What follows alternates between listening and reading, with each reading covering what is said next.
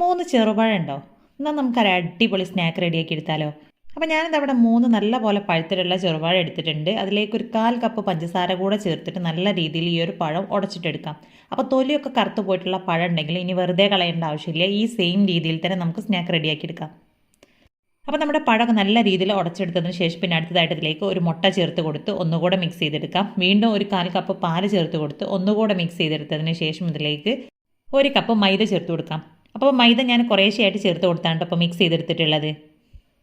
ഒട്ടും തന്നെ കട്ടയൊന്നും ഇല്ലാതെ നല്ല രീതിയിൽ ഇതിനെ മിക്സ് ചെയ്തെടുത്ത് കഴിഞ്ഞാൽ പിന്നെ അടുത്തതായിട്ട് ഇതിലേക്ക് ഒരു 1/4 ടീസ്പൂൺ ബേക്കിംഗ് സോഡ ചേർത്ത് കൊടുക്കാം. ഇനി കുറച്ചൊരു യെല്ലോ കളർ കിട്ടാൻ വേണ്ടി ഞാനിപ്പോൾ ഇതിലേക്ക് കുറച്ച് യെല്ലോ ഫുഡ് കളർ കൂടെ ചേർത്ത് കൊടുത്തിട്ടുണ്ട്. അത് തീർത്തും ഓപ്ഷനിലാണ്, ആവശ്യമുണ്ടെങ്കിൽ മാത്രം ചേർത്ത് കൊടുത്താൽ മതി.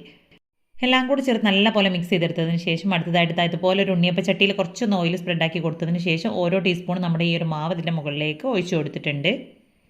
ഇനി കാണാനുള്ള ഭംഗിക്ക് വേണ്ടി കുറച്ച് കറുത്ത എള്ള് കൂടെ മിക്സ് ചെയ്ത് കൊടുത്തതിന് ശേഷം ഒന്ന് അടച്ച് വെച്ച് ഇതിനെ വേവിച്ചിട്ടെടുക്കാം.